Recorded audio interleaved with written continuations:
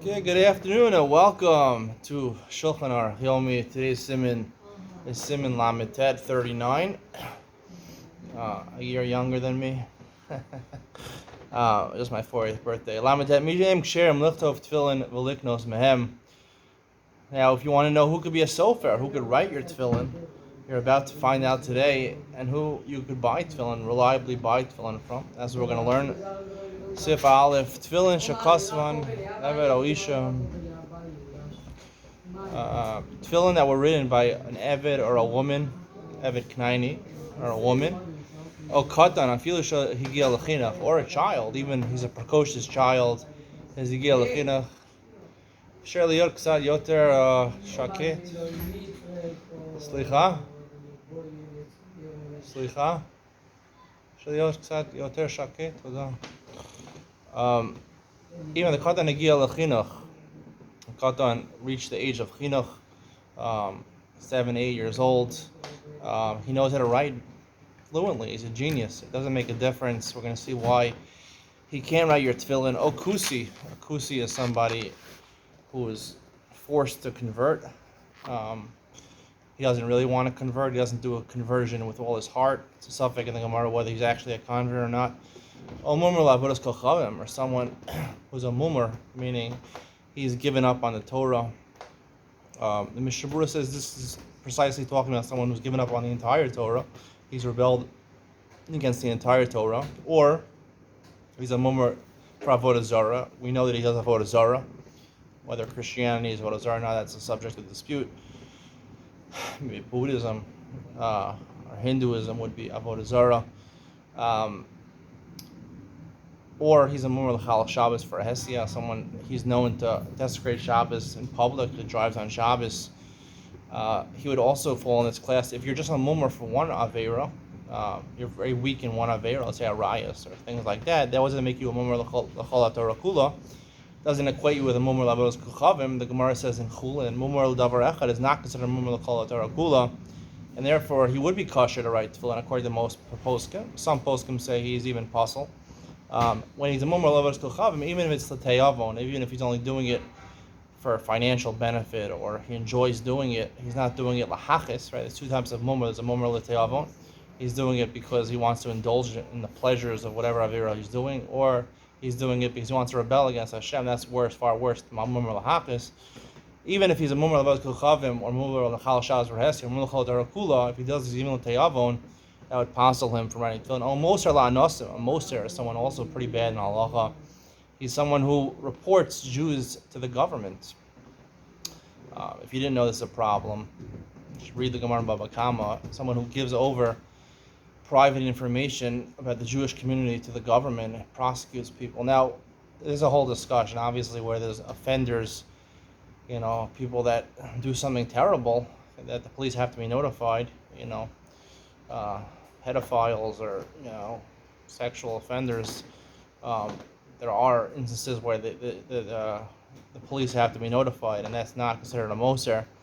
Moser is talking about where it could be settled in the Jewish community, and he gives it over to the public community. Psulin, these people are considered pasul for writing tefillin. Anyone who is not mitzvah in the midst of kshira, of wearing tefillin, he also can't write it. It says it in two psukim. So it links in two psukim to the smichos, the juxtaposition of kshira to ksiva. So therefore, women, right, mitzvah shazman grama, they're not chayav. Ktanim are not chayav midol raisa. Kusim, if they're not fully fledged Jews, right, or they're mummer, so they're not fully fledged, not mitzvah in the mitzvahs anymore, according to some opinions. So therefore, that's why the Shulchan adds eno maimin ba. This is an inclusion, right? So when a mummer l'avodos kuchavim, he's still a Jew, he's still mitzvah and tefillin. Just he doesn't believe in this. We're going to talk more in Ian Shulchan Aruch about exactly this Joshua Kshartim L'chsaftem. We have a chakira, a nice investigation. You're going to like it. So included in the Shulchan Aruch, he doesn't believe in the Torah.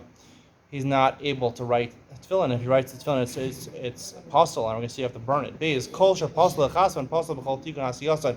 If you can't write it, you can't even fix them. Now, fixing means anything which would make it would be pasul, and he's making it kosher now. For example, he would go and he would make it four-cornered or something like that, or he would, pull the hairs. He would tie the hairs around it and stitch it, stitch the tefillin to the tura on the bottom, or he would fix a letter that was puzzle and he would fix a letter. But if he just extra ink and he's just separating it, so that's not called ksiva. That would be okay. A woman could do that.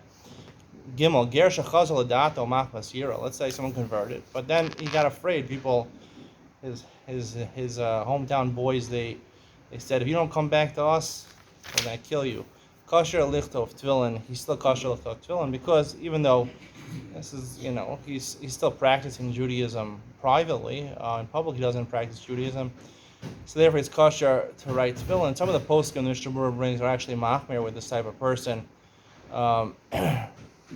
Even if he keeps Shalom Torah mitzvahs in private, if he's not careful to do the mitzvah of tefillin, which is really what it's dependent on, if he's not zohir in the mitzvah of tefillin, and tefillin usually is a public thing, people see it, and he doesn't do tefillins, then he can't write it.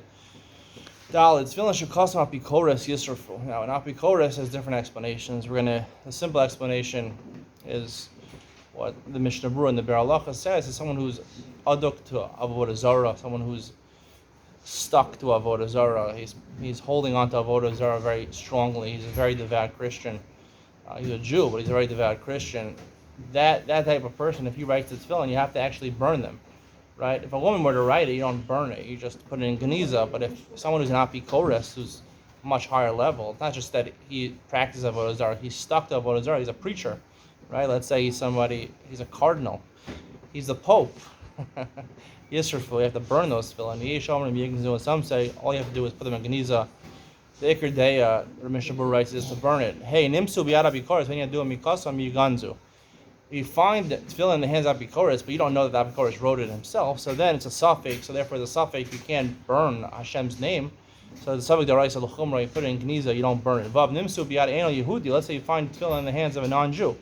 Any of them custom, you don't know who wrote it, ksher, and we assume that a Jew has written it because most non-Jews don't know how to write tefillin. I don't think there's any non-Jew that write tefillin, maybe, I don't know. Zayin, ein lochen tefillin mezuzos svarim in akusim yosem midei dmeim. If you find that tefillin or mezuzos or Sifrei Torah ended up being in the hands of Kusim. Kusim are converts that didn't convert fully, and certainly in the hands of non-Jews. You're not supposed to pay for it too much money to buy it back.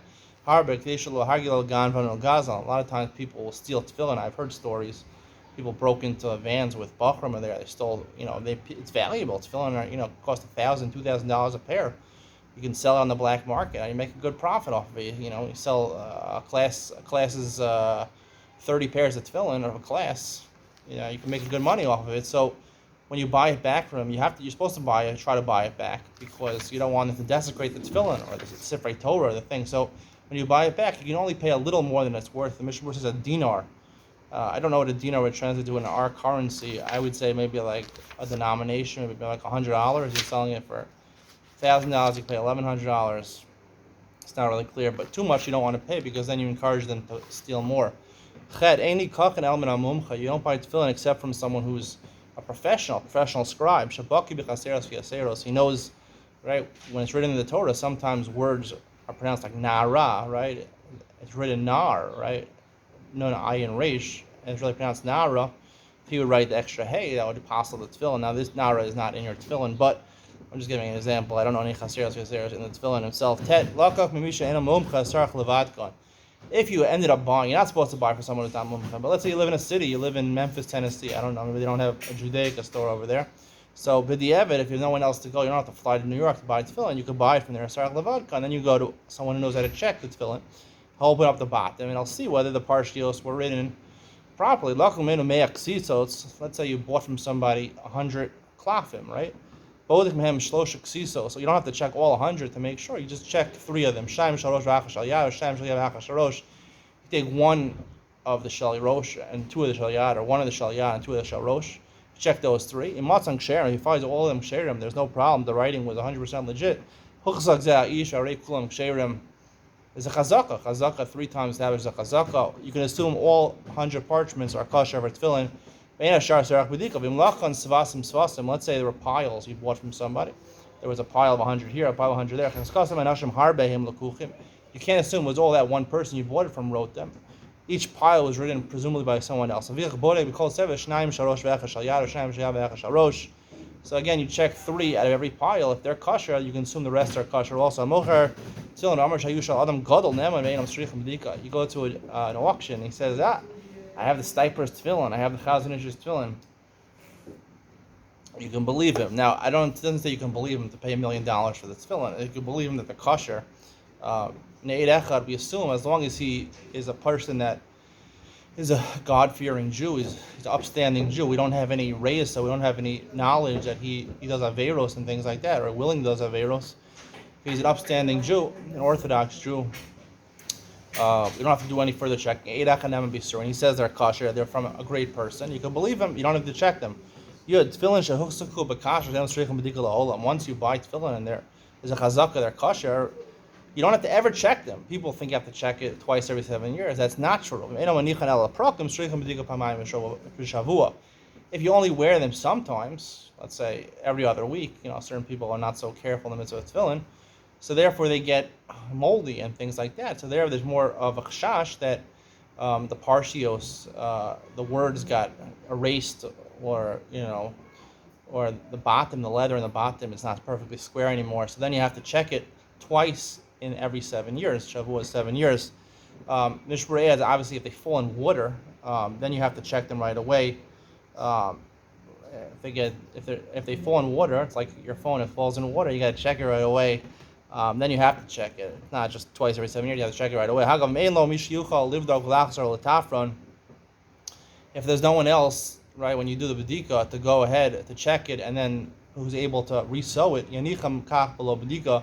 So if this is a case where you only wear it once a week or something like that, so we said you have to check it twice every 7 years. So therefore, once 3.5 years comes and you haven't checked it, you can no longer make a bracha on it, because the suffix whether they're kosher or not. But you should still put them on because it might be kosher. That will be the conclusion of today's shir. Stay tuned for Ina Shulchan Aruch. We're talking about the first halacha, chartem uchsaptam.